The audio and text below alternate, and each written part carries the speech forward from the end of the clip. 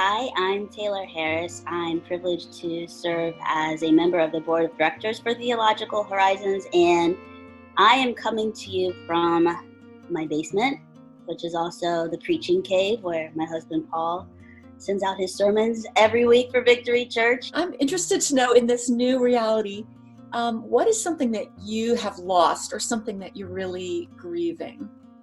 Yeah, I think there's sort of like a funny layer of it. I saw this guy on Twitter who I don't know wrote something that really struck home. It was like, he said something like, I'm appalled by how badly I want to order a $4 espresso and sit amongst strangers who annoy me. And that really hit home struck a chord because that's like one of my favorite things to do, is just go to like a local coffee shop, if you can like snag a booth if you're lucky, and I just hole up there, like either with my Bible or a book that I'm reading, usually a memoir, or like I'm working on my own memoir. And so just the rhythm of that I miss overall. Yeah, just this sense of like real constraint, and I don't really feel pushed to like I have to make sense of it right now, but just sort of like observing myself and seeing like, man, you know, even though you sort of have everything you need, Taylor, like you're not comfortable here. And what's that about?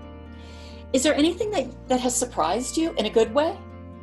Like, kids really are exceptional and resilient, and so they're like, for sure, my kids are feeling like the loss of the schedule, and I'm feeling like all the help they get sort of from their teachers, but I've been pleasantly surprised by like just how they keep going, how they keep showing up, and then how their teachers are figuring this out along with us. And so like if one of my kids is struggling with something, I can do a Google Hangout with their teacher and work through the problem with them. And then other days where like, our schedule gets just scrapped and they're okay with it.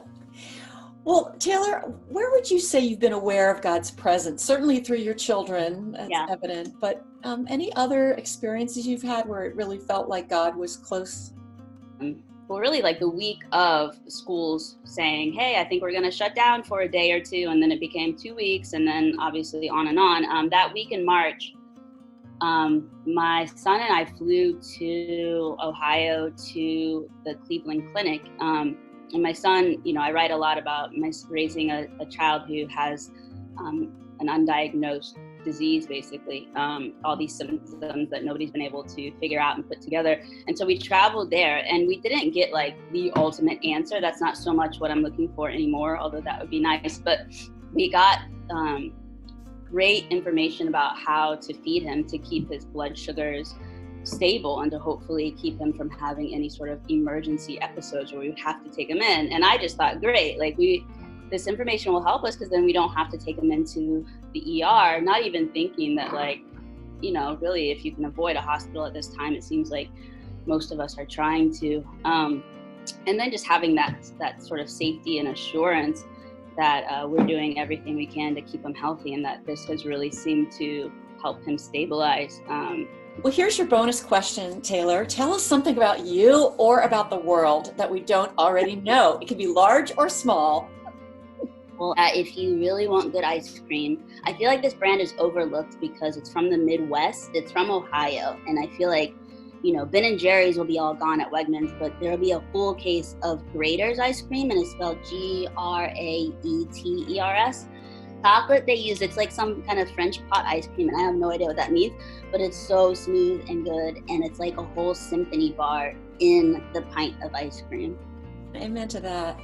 Well, thank you, Taylor, for taking the time away from your clan there to talk with us across the miles, across the horizons. We're so grateful for you and for your family, and we send you lots of love, and we look forward to seeing you in person over some ice cream.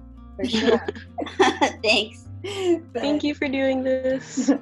Thanks. Bye.